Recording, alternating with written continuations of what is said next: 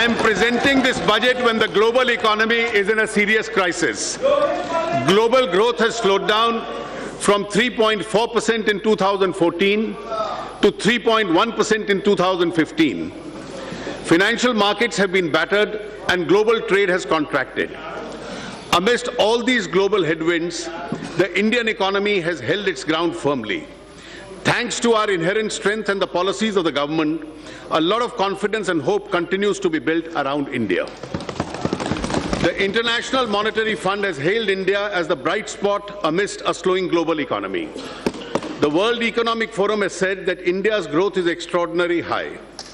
We accomplished this despite unfavorable conditions and despite the fact that we inherited an economy of low growth, high inflation and zero investor confidence in the government's capability to govern. We converted these difficulties and challenges into an opportunity. कश्ती चलाने वालों ने जब हार के दी पतवार हमें, लहर लहर तूफान मिले और मौर मौज मझधार हमें, फिर भी दिखाया है हमने और फिर ये दिखा देंगे सबको किन हालात में आता है दरिया करना पार हमें. Let us look at our achievements compared to the last 3 years of the previous government when growth had decelerated to 6.3%. The growth of the GDP has now accelerated to 7.6%. This was possible notwithstanding the contraction of global exports by 4.4%, compared to 7.7% growth in the world exports during the last 3 years of the previous government. CPI inflation was 9.4% during the last 3 years of the previous government. Under our government, the CPI inflation has come down to 5.4%, providing big relief to the public. This was accomplished despite 2 consecutive years of monsoon shortfall of 13% compared to the normal rainfall in the last 3 years of the previous government. Our external situation is robust. The current account deficit has declined from $18.4 billion in the first half of last year to $14.4 billion this year. It is projected to be 1.4% of the GDP at the end of this year. Our foreign exchange reserves are at the highest ever level of about $350 billion. Our initiatives in the last 21 months have not only placed the economy on a faster growth trajectory, but have bridged the trust deficit created by the previous government. We had to work in an unsupportive global environment, adverse weather conditions, and an obstructive political atmosphere. Madam, हमने आसमानी और सुल्तानी दोनों परिबलों से ने परेशान किया है. We believe in the principle that money with the government belongs to the people, and we have a sacred responsibility to spend it prudently and wisely for the welfare of our people, especially the poor and the downtrodden. We have increased our planned expenditure at the RE stage in 2015-16, in contrast to the usual practice of reducing it. We have achieved this despite adopting the 14th Finance Commission recommendations, which have increased the devolution to the states by 55%. We must now look ahead. The risk of global slowdown and turbulence are mounting. This complicates the task of economic management for India. It has 3 serious implications for us. First, we must strengthen the firewalls against these risks by ensuring macroeconomic stability and prudent fiscal management. Secondly, since foreign markets are weak, we must rely on domestic demand and Indian markets to ensure that the Indian growth does not slow down. And third, we must continue with the pace of economic reforms and policy initiatives to change the lives of our people for the better. We see these challenges as opportunities. The financial year 2015-16 and 16-17 have been and will be extremely challenging for the government expenditure. The 14th Finance Commission has reduced the centre's share of taxes to 58% from 68%. In the financial year 2015-16, we managed to improve upon the budgeted expenditure due to resource revenue buoyancy, notwithstanding the steep reduction in the central share of taxes. The next financial year, 2016-17, will cast an additional burden on account of the recommendations of the 7th Central Pay Commission and implementation of the Defence OROP. The government, therefore, has to prioritize its expenditure. We wish to enhance the expenditure in the farm and the rural sector, the social sector, the infrastructure sector, and provide for recapitalization of the banks. This will address those sectors which need immediate attention. Once the government discharges these priority obligations, it will then focus on areas which are of utmost priority to the government. While increasing the outlay of the various social sector programs, the government will undertake 3 major schemes to help the weaker sections of society. The Pradhan Mantri Fasal Bima Yojana has already been announced to protect the farmer from adverse consequences of nature. The farmer will pay a nominal amount of insurance premium and get the highest ever compensation in the event of loss suffered. A health insurance scheme which protects 1/3 of India's population against hospitalization expenditure is being announced. The government is launching a new initiative to ensure that the BPL families are provided with cooking gas connections supported by a government subsidy. This will significantly improve the health of women and those BPL families who suffer adversely from the ill effects of chula cooking. The annual budget is also an opportunity for the government to outline its priorities for the year to come. The priority of the government is clearly to provide additional resource to vulnerable sections of the rural areas, social and physical infrastructure creation. The government shall endeavour to continue with ongoing reform program and ensure the passage of the Constitution Amendment to enable the implementation of the Goods and Services Tax, the passage of the Insolvency and Bankruptcy Law, and other important reform measures which are pending before Parliament. Additionally, as I will elaborate later, we will undertake a significant reform such as the enactment of a law to ensure that all government benefits are conferred on persons who deserve it by giving a statutory backing to the Aadhaar platform, bringing significant changes in the legislative framework relating to the transport sector so as to free it from constraints and restrictions, incentivizing gas discovery and exploration by providing calibrated market freedom, enactment of a comprehensive law to deal with resolution of financial firms, providing a legal framework of dispute resolution in PPP projects and public utility contracts, undertaking important banking sector reforms and public listing of general insurance companies, and undertaking significant changes in the FDI policy. Our agenda for the next year, therefore, is to transform India in this direction. My budget proposals are therefore built on this transformative agenda with 9 different pillars. They include: 1. Agriculture and farmers' welfare with a focus on doubling farmers' income in 5 years. 2. Rural sector with emphasis on rural employment and infrastructure. 3. Social sector including healthcare to cover all the under welfare and health services. 4. Educational skills and job creation to make India a knowledge-based and productive society. 5. Infrastructure and investment to enhance efficiency and quality of life. 6. Financial sector reforms to bring transparency and stability. 7. Governance and ease of doing business to enable people to realize their full potential. 8. Fiscal discipline, prudent management of government finances and delivery of benefits to the needy. 9. Tax reforms to reduce compliance burden with a faith in the citizenry.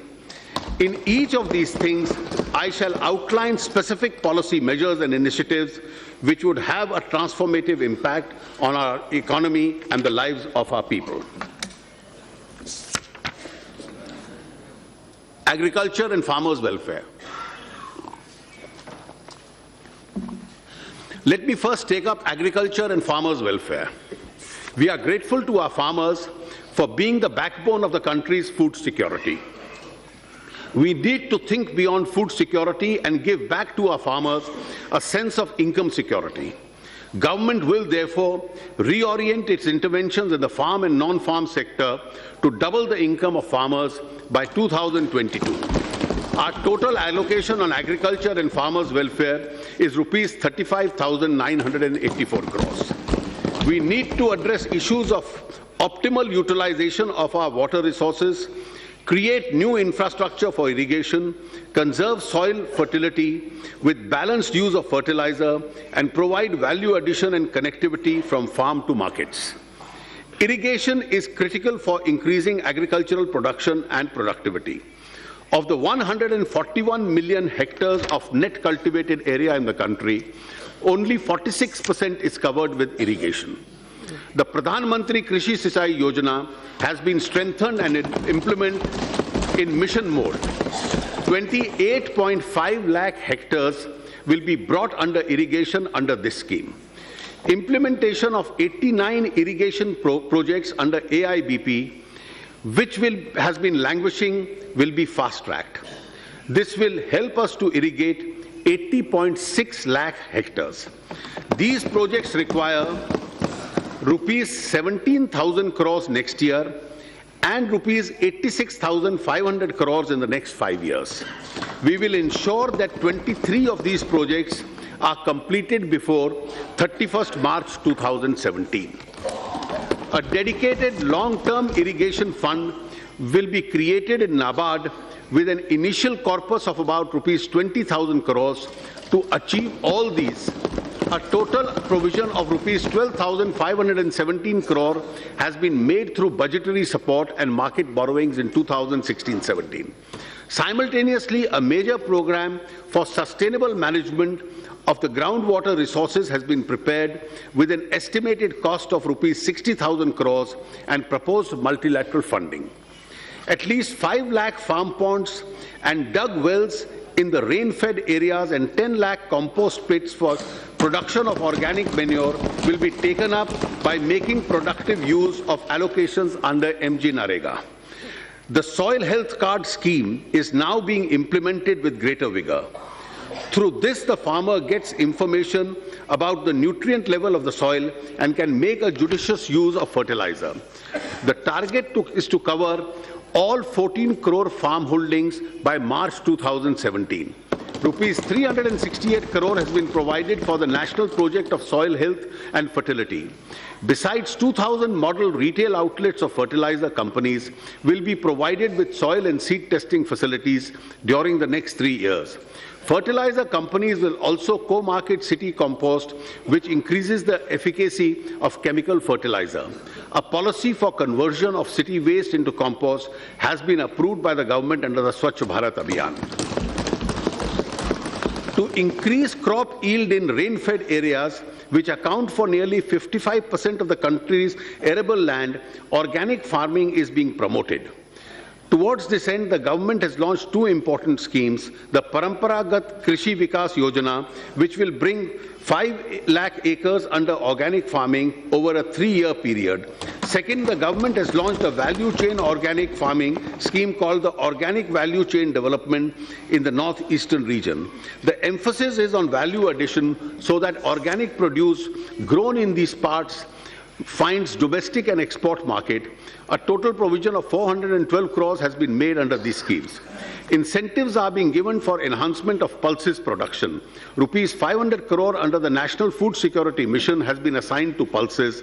The number of districts covered has been increased to 622. A national level competition will be held among 674 Krishi Vigyan Kendras with a total prize money of 50 lakhs to improve the efficiency and performance of these Kendras. Access to market is critical for farmers. The government is implementing a unified agricultural market scheme which envisages a common e-market platform that will be developed in selected 585 regulated wholesale markets. Amendment to the APMC Acts of the states are a prerequisite to join this e-platform.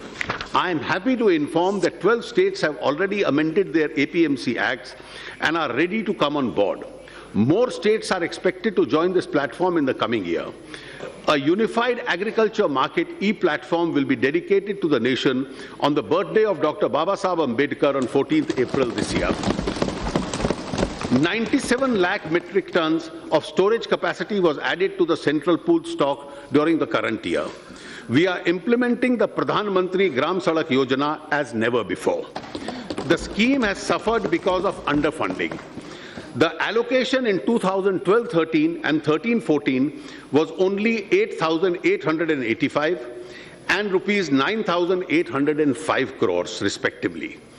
We have substantially increased the allocation in the last 2 years, which will now be allocated rupees 19,000 crores in 16-17. ये जो 19,000 करोड़ है, this is only 60% of the cost, क्योंकि 40% states bear करेंगे. Together with the state share, totally about 27,000 crores will be spent on this yojana in 2016-17. Our goal is to advance the completion target of the program from 2021 to 2019 and connect the remaining 65,000 eligible habitations by constructing 2.23 lakh kilometers of roads. Accordingly, the pace of construction, which is currently 100 kilometers per day, compared to an average of 73.5 kilometers between 11 and 14, which will be substantially now stepped up. To support farmers in the aftermath of natural calamities, government has revised the norms of assistance under the National Disaster Response Fund in April 2015. Special focus has been given to ensure adequate and timely flow of credit to the farmers. Against the target of 8.5 lakh crores in 2015-16, the target of agricultural credit in 16-17 will be an all-time high of rupees 9 lakh crores. To reduce the burden of loan repayment on farmers, a provision of rupees 15,000 crores has been made in the budgetary estimates of 16-17 towards interest subvention.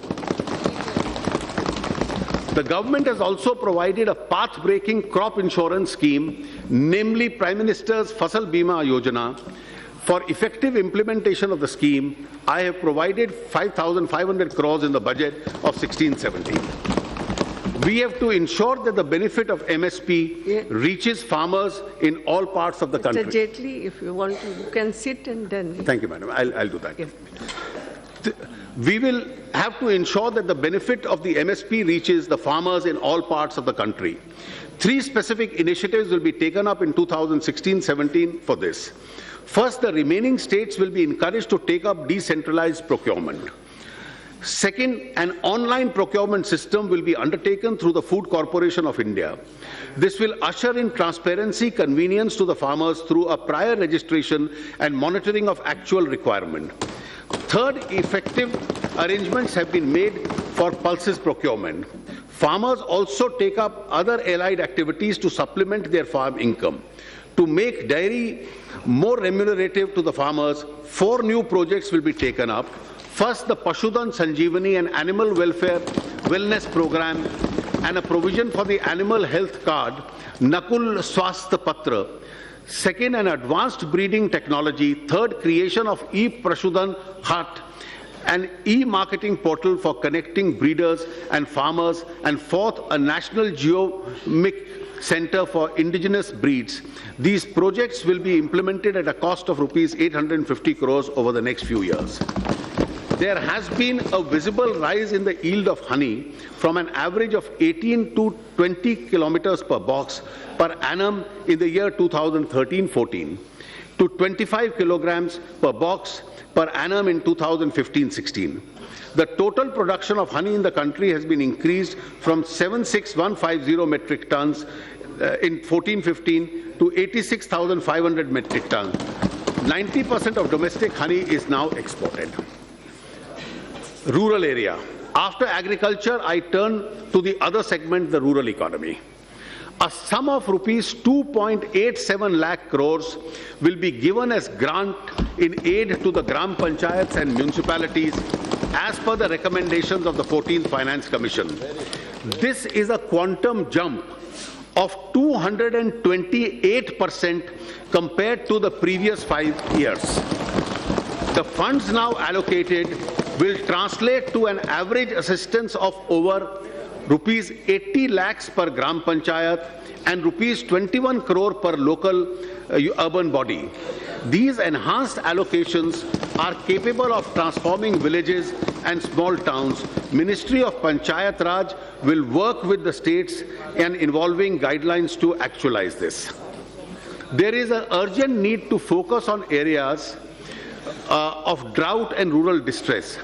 Every block in these distressed areas will be taken up as an intensive block under the Deen Dayal Antyodaya mission. Formation of self-help groups will be speeded to promote multiple livelihood. Cluster facilitation teams will be set up under MG Naregas to ensure water conservation and natural resource management. These instincts would also be taken up on a priority basis under the Pradhan Mantri Krishi Sinchai Yojana. A sum of rupees 38,500 crores has been allocated for Manrega in 2016-17. Madam, if this total amount is spent, this will be the highest ever amount spent in a year on Manrega. 300 Rurban clusters will be developed under the Shama Prasad Mukherjee Rurban mission launched by the Honorable Prime Minister recently. These clusters will incubate growth centers in rural areas by providing infrastructural amenities and market access for farmers. These will also expand employment opportunities for the youth. As of 1st April 2015, a total of 18,542 villages were not electrified. The Honorable Prime Minister, in his address to the nation on 15th August 2015, announced that the remaining villages will be electrified in the next 1,000 days. As on 23rd February 2016, 5,542 villages have been electrified. I think the Power Minister and the Ministry deserves to be congratulated for this. This is more than the total combined achievement of the previous 3 years. The government is committed to achieve 100% village electrification by 1st May 2018. Rupees 8,500 crores has been provided for the Deen Dayal Upadhyaya Gram Jyoti Yojana and integrated power development schemes. Swachh Bharat mission is India's biggest drive to improve sanitation and cleanliness, especially in rural India. This subject was very close to the heart of the father of the nation. For the first time since independence, the Parliament has had a comprehensive debate on sanitation. This has become a topic of discussion in almost every home. We have introduced ranking of urban areas in sanitation, which has resulted in constructive competition along towns and cities. Rupees 9,000 crores has been provided for the Swachh Bharat Abhiyan. In order to continue this momentum, priority allocation from the centrally sponsored scheme will be made to reward villages that have become free from open defecation. We need to derive greater benefit from the demographic advantage. We need to spread digital literacy in rural areas. Of the 16.8 crore rural households, as many as 12 crore households do not have computers and are unlikely to have digitally literate people. We have approved 2 schemes to promote digital literacy: National Digital Literacy Mission and Digital Saksharta Abhiyan. We now plan to launch the Digital Literacy Mission scheme for rural India to cover around 6 crore additional households in the next 3 years. Details of this scheme will be spelled out separately. Modernization of land records is critical for dispute-free titles. The National Land Record Modernization Program has been revamped under the Digital India initiative and will be implemented as a central sector scheme with effect from 1st April 2016. The revamped program will be built and an integrated land transformation management system. 150 crores has been provided for this purpose. Panchayat Raj institutions need to develop governance capabilities to deliver sustainable goals. It has therefore been proposed to launch a new restructured scheme, namely the Rashtriya Gram Swaraj Abhiyan, for which rupees 655 crore has been set aside.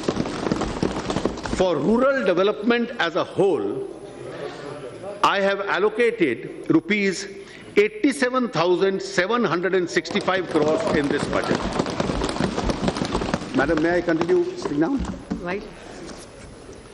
Stand. Social sector, including healthcare.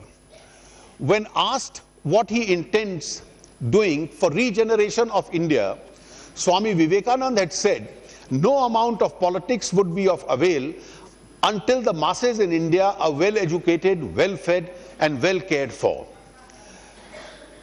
I now proceed to present the key element of my proposal in the social sector. In our country, cooking gas cylinders were considered an upper middle class luxury. Gradually it spread to the middle class, but the poor do not have access to cooking gas. Women of India have faced the curse of smoke during the process of cooking. According to the experts, having an open fire in the kitchen is like burning 400 cigarettes in an hour. Time has come to remedy this situation. We have decided to embark upon a massive mission to provide an LPG connection in the name of women members of poor households. I have set aside a sum of rupees 2,000 crore in this year's budget to meet the initial cost of providing these LPG connections.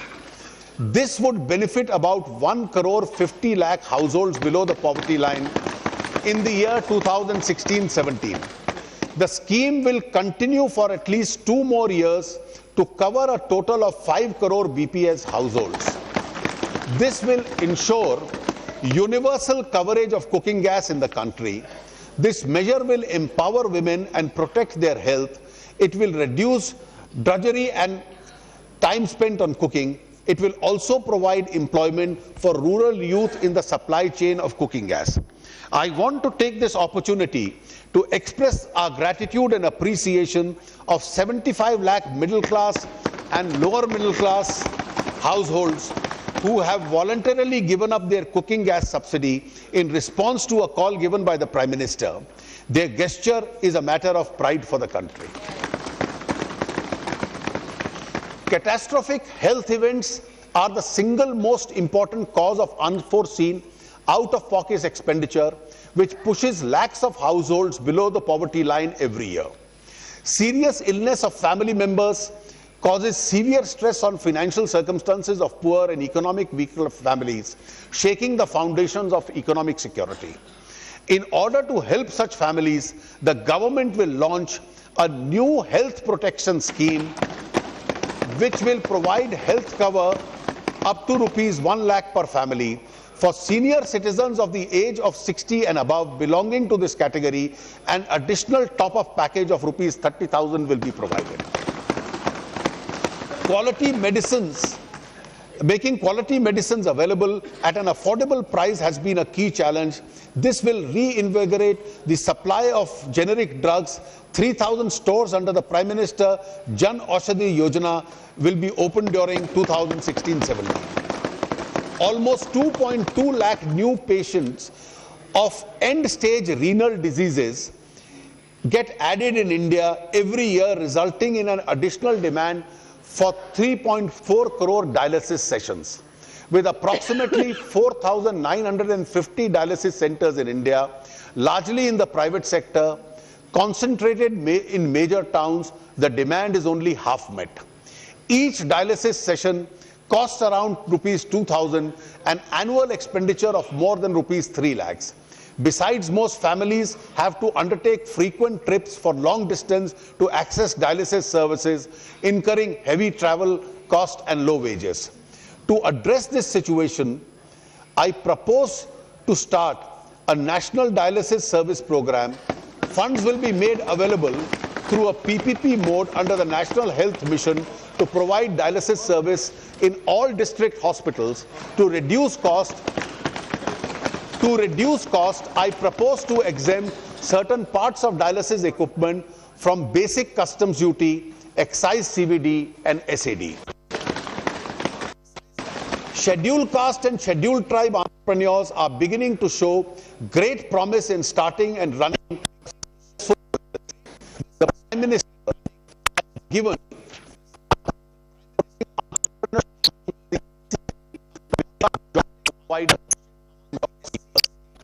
I am happy to inform you that the Union Cabinet has approved the Stand Up India scheme to promote entrepreneurship amongst SC, ST and women. 500 crores has been provided for this purpose. The scheme will facilitate at least 2 such projects per bank branch, 1 in each category of entrepreneur. This will benefit at least 2.5 lakh entrepreneurs in this category. We are celebrating the 125th birth anniversary of Dr. B.R. Ambedkar. This must become the year of the economic empowerment for SC, ST entrepreneurs. We have extensively interacted with Dalit India Chamber of Commerce and Industry on building an entrepreneurship ecosystem. It is proposed to constitute a national scheduled caste and scheduled tribe hub in the MSME ministry in partnership with industry associations.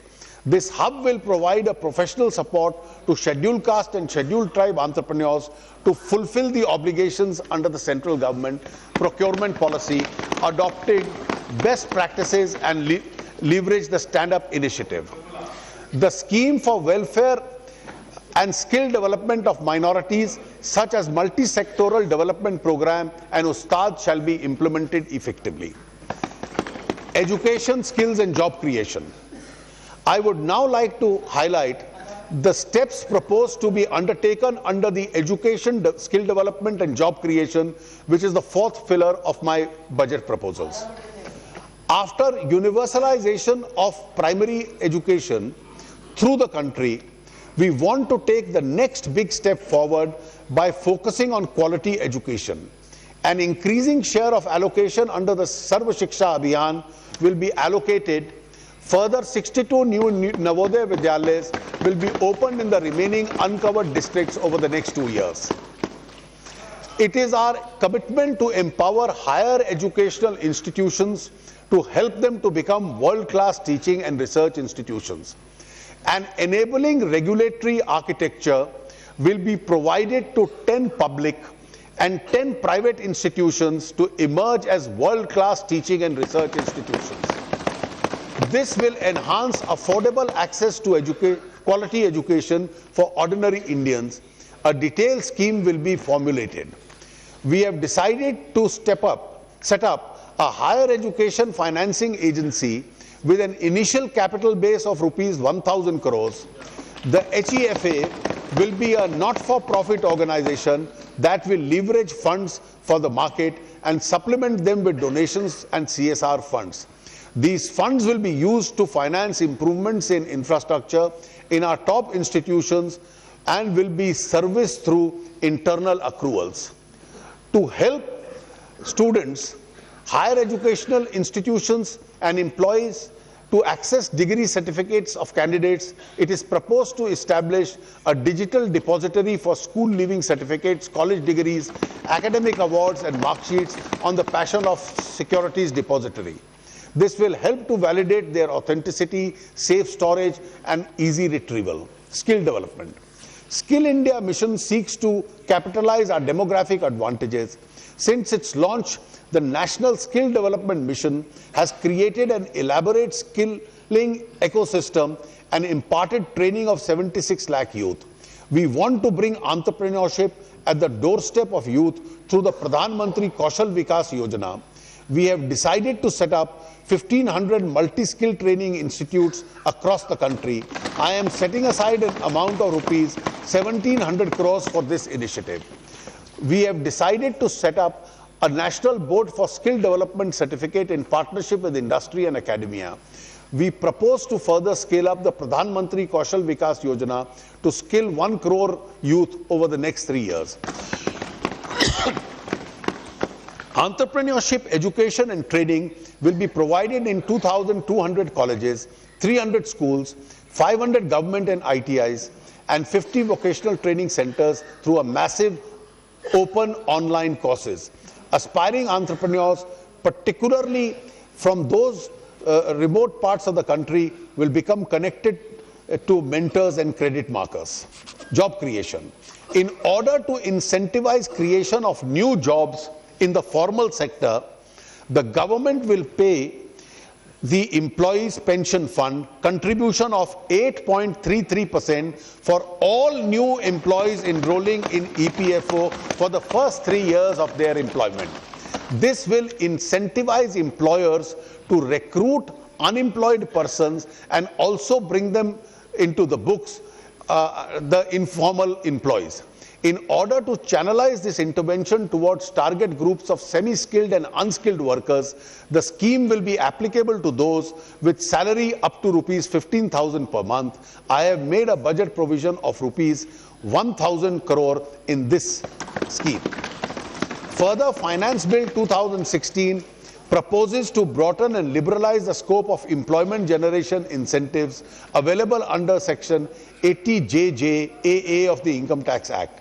The deduction will be available not only to assessees deriving income from manufacturing of goods in a factory, but all assessees who are subject to statutory audit under this Act.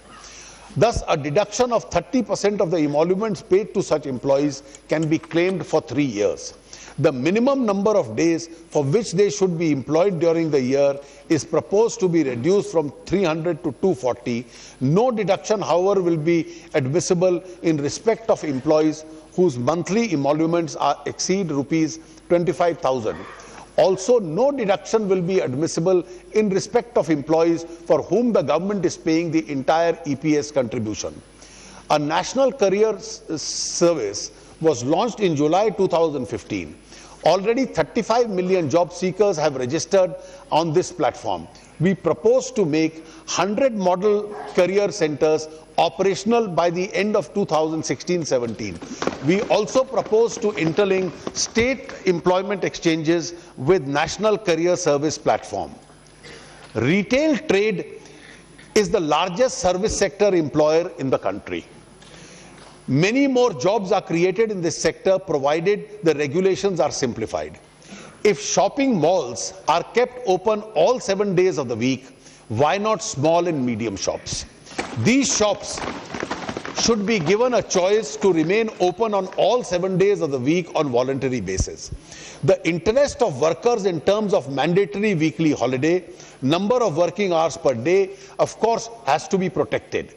We propose to circulate a model shops and establishment bill which can be adopted by the state governments on a voluntary basis. 5. Infrastructure and investment. The fifth strong support pillar of this budget is to transform India is infrastructure and investment. In the road sector, there were more than 70 projects that were languishing at the beginning of the year due to legacy factors. Aggregate length of these projects was about 8,300 kilometers, involving 1 lakh crore investment. With exemplary and proactive intervention under the leadership of my colleague Shri Gadkari, nearly 85% of these projects have been put back on track. India's highest ever kilometers of new highways were awarded in 2015. At the same time, India's highest ever production of motor vehicles was achieved in 2015. This is a sign of growth of the economy, but it presents a challenge also. Therefore, we have speeded up the process of road construction. I have proposed to allocate a sum of rupees 55,000 crores in the budget for roads and highways. This will be further topped up by an additional 15,000 to be raised by the NHAI through bonds. Thus, the total investment in the road sector, including the Rural Gram Sadak Yojana allocation, would be rupees 97,000 crores during 2016-17. Together with The capital expenditure on railways, which Shri Suresh Prabhu has announced a few days ago, the total outlay on roads and rail in 2016-17 will be a mammoth 2,18,000 crores. We further expect to approve nearly 10,000 kilometers of national highways in 2016-17. This will be much higher than the two previous years. The pace of completion of road projects will also rise to 10,000 kilometers in 2016-17. In addition, nearly 50,000 kilometers of state highway will also be taken up for upgradation as national highway. The total outlay for infrastructure in the budget estimates of 2016-17 now stands at rupees 2,21,246 crores. Madam, this is an important announcement. Passenger traffic on our roads has been made more efficient for the benefit of the common man and the middle class. This is a totally unreformed sector which suffers from several impediments. Abolition of permit Raj will be our medium-term goal. Government will enact necessary amendments in the Motor Vehicles Act and open up the road transport sector in the passenger segment. An enabling ecosystem which will provide for the which will be provided for the states, which will have a choice of adopting the new legal framework. Entrepreneurs will be able to operate buses on various routes subject to efficiency and safety norms. The major benefit of this game-changing initiative will be the provision for a more efficient public transport facilities, greater public convenience, new investments in moribund sectors, creation of new jobs for our youth, growth of startup entrepreneurs, and other multiplier effects. These measures will take us faster down the road to development. In 2015, India's major ports have handled the highest ever quality of cargo. We have also added the highest ever capacity in major ports. We have started a series of measures for modernizing ports and increasing their efficacy. The Sagarmala project has already been rolled out. We are planning to develop new greenfield ports both in the eastern and western coasts of India. The work of the national waterways is already being expedited. Rupees 800 crores has been provided for this initiative. In civil aviation sector, the government is drawing up an action plan for revival of unserved and underserved airports.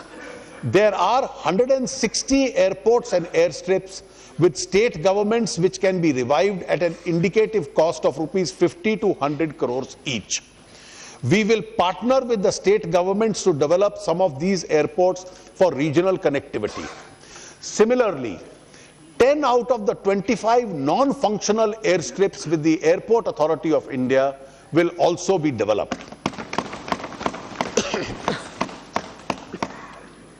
Another major announcement. India is blessed with rich natural resources, including oil and gas.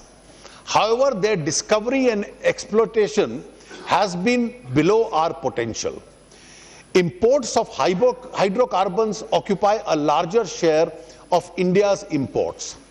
There is a situation of rising demand, near stagnation in production, and consequent rapid increase in imports. As a part of our drive towards self-sufficiency, the government is considering to incentivize gas production from deep sea, ultra-deep water, and high-pressure, high-temperature areas which are presently not exploited on account of higher costs and higher risk. A proposal is under consideration for new discoveries and areas which are yet to commence production. First, to provide calibrated market freedom, and second, to do so at a predetermined ceiling price to be discovered on the principle of landed price of alternate fuels. This will bring considerable amount investment in this segment. In the other segment of infrastructure, our government has achieved the highest coal production growth in over 2 decades, highest ever capacity in addition in generation, highest ever increase in transmission lines and in distribution of LED bulbs.